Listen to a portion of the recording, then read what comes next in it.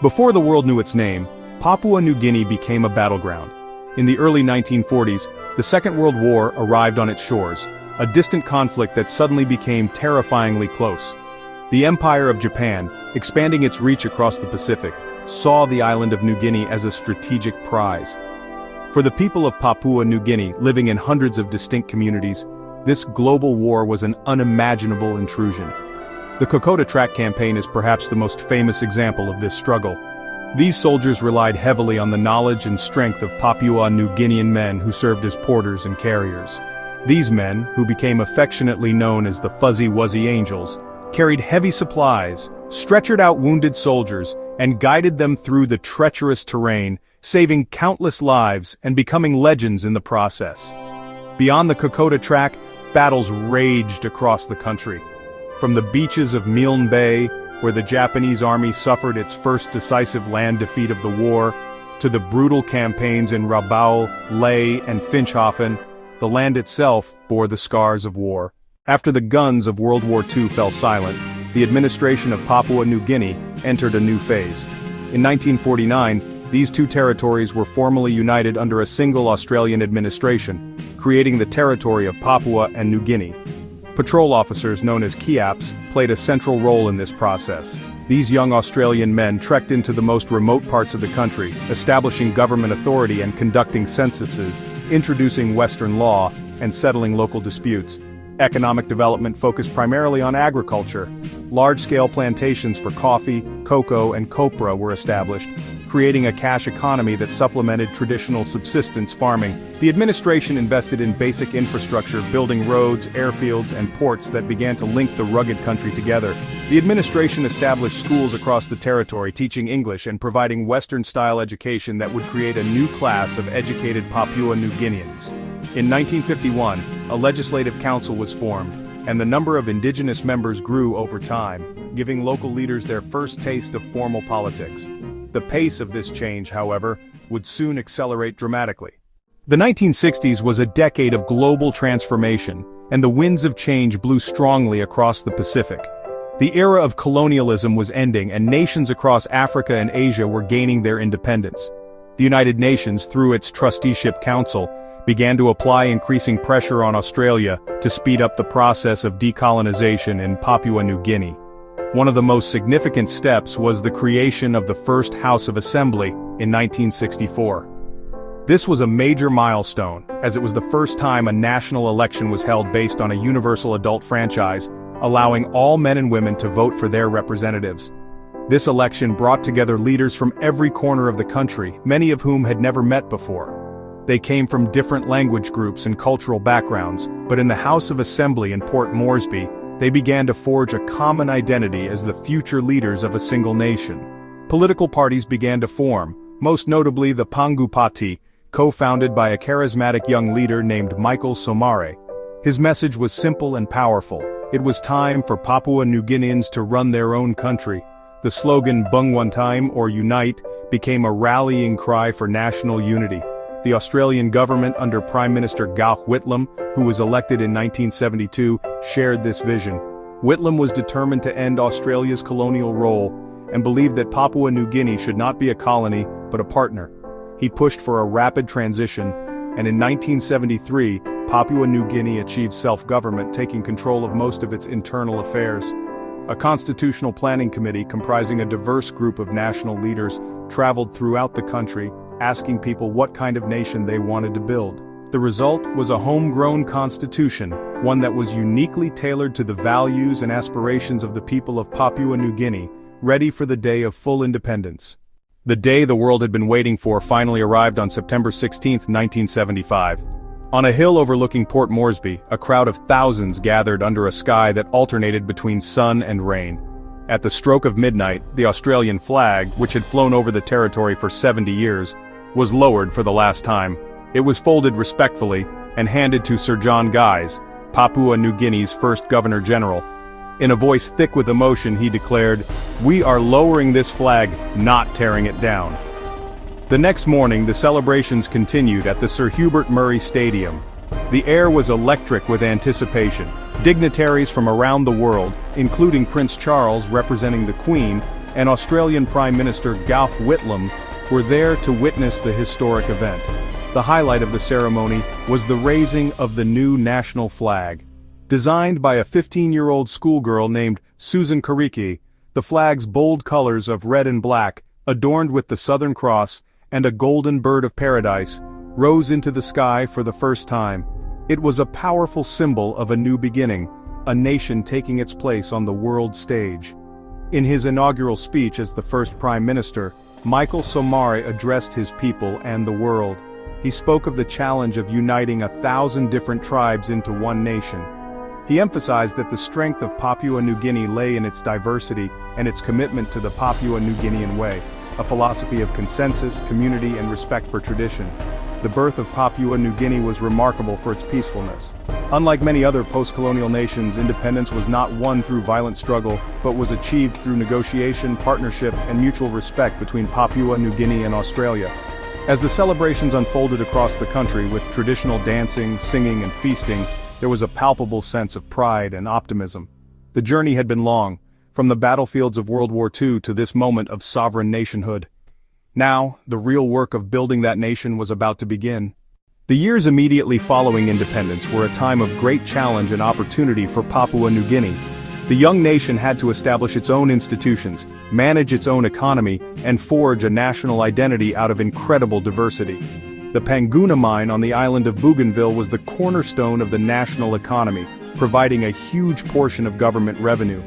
This wealth helped fund the development of schools, hospitals, and roads across the country. Politically, Papua New Guinea adopted a Westminster system of parliamentary democracy. This system proved to be vibrant, dynamic, and at times, chaotic. Governments were often formed through fragile coalitions of many different political parties, which meant that prime ministers had to be skilled negotiators to stay in power. Votes of no confidence were a common feature of parliamentary life, leading to frequent changes in leadership. On the international stage, Papua New Guinea quickly established itself as a respected voice in the Pacific. It joined the Commonwealth of Nations and the United Nations, and became a leading member of the Pacific Islands Forum. The country proudly hosted major regional events, including the South Pacific Games, showcasing its unique culture and its capacity to engage with the global community. Despite the progress, significant challenges remained. The task of delivering basic services like healthcare and education to a population spread across rugged and remote terrain was enormous. Law and order issues, particularly in the growing urban centers like Port Moresby and Lae, became a persistent concern. The government had to balance the demands of modernization with the desire to preserve the traditional values and customs that formed the bedrock of its many societies. The first 2 decades were a constant balancing act, a period of learning and adaptation as Papua New Guinea navigated the complex path of modern nationhood while holding on to its ancient soul. As Papua New Guinea matured, its journey was marked by moments of immense national pride that brought its diverse people together. Sport in particular became a powerful unifying force. The National Rugby League team, the PNG Kumals, became a source of incredible passion and patriotism.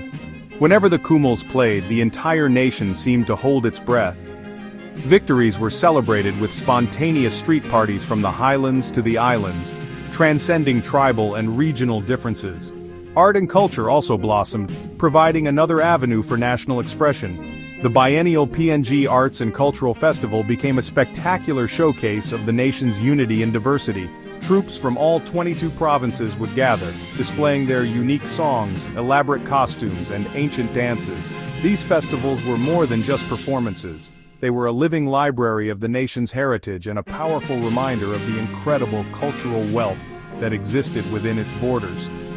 However, the path was not always smooth. The nation faced significant trials that tested its resilience. The Bougainville conflict, which began in the late 1980s, was the most serious challenge to national unity. Disagreements over the Panguna mine's environmental impact and the distribution of its revenues escalated into a decade-long civil war. This conflict caused immense suffering and loss of life and tore at the fabric of the young nation. Beyond Bougainville, the country wrestled with other persistent challenges. Volcanic eruptions, such as the devastating one that destroyed the town of Rabaul in 1994, reminded everyone of the power of nature in this geologically active region. the government and the people had to respond to natural disasters with courage and resourcefulness. Additionally, issues of governance, corruption, and economic inequality continued to be major hurdles. These trials tested the strength of the nation's institutions and the resolve of its leaders. Yet, through it all, the spirit of the people and their commitment to their country endured, demonstrating a remarkable capacity to overcome adversity.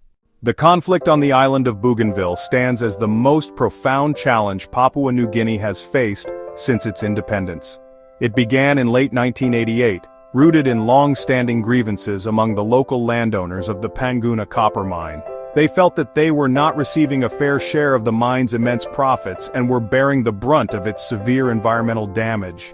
These grievances, which had simmered for years, finally erupted into armed rebellion led by the Bougainville Revolutionary Army, or BRA.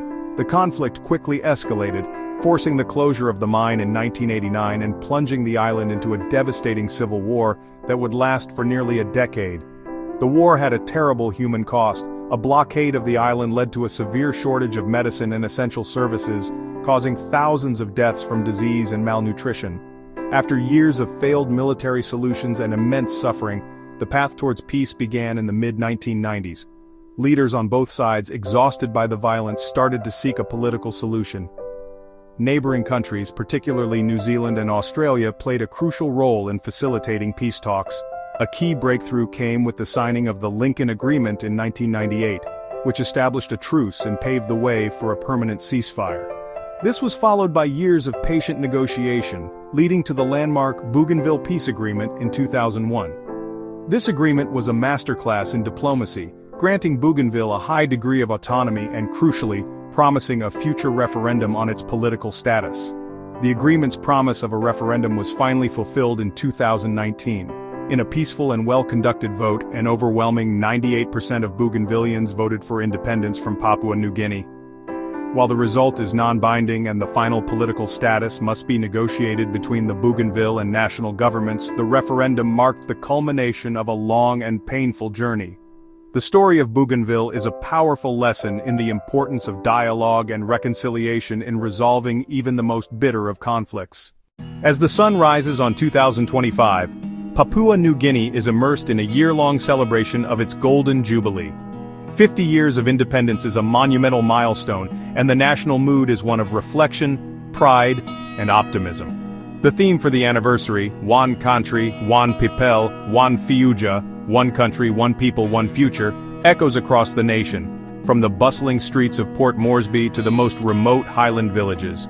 The celebrations are not just a single-day event, but a nationwide series of festivals, concerts, sporting competitions, and cultural showcases designed to honor the past and inspire the future. The government has planned a spectacular event that will feature a parade of the nation's disciplined forces, cultural performances from every province, and speeches from national leaders and international dignitaries. A central part of the Jubilee is honoring the Founding Fathers, particularly the first Prime Minister, the late Grand Chief Sir Michael Somare, whose vision guided the nation to independence. His legacy is being remembered through documentaries, exhibitions, and educational programs, ensuring that the younger generation understands the struggles and sacrifices that made this anniversary possible. The celebrations are also a time for national introspection. Leaders and citizens alike are taking stock of the nation's journey. There is open acknowledgement of the challenges the country still faces, the need for better governance, improved service delivery, and greater economic opportunities for its youthful population. But alongside this honesty, there is a powerful sense of resilience. The story of the past 50 years is one of overcoming incredible odds. The nation has maintained its democracy, navigated complex internal conflicts like Bougainville peacefully, and forged a unique national identity from a tapestry of 1,000 cultures. As Papua New Guinea looks beyond its Golden Jubilee, the horizon is filled with both immense potential and significant challenges. The nation's greatest asset is undoubtedly its people, particularly its young and growing population. If Papua New Guinea continues to embrace its motto of unity and diversity, its journey towards its centenary in 2075 will be a story of incredible achievement. The next 50 years will undoubtedly bring new challenges, but they also hold the promise of a brighter, more prosperous future. Ultimately, the Golden Jubilee is about the people. It is a chance for communities to come together and celebrate what it means to be Papua New Guinean. The 50th anniversary is more than just looking back.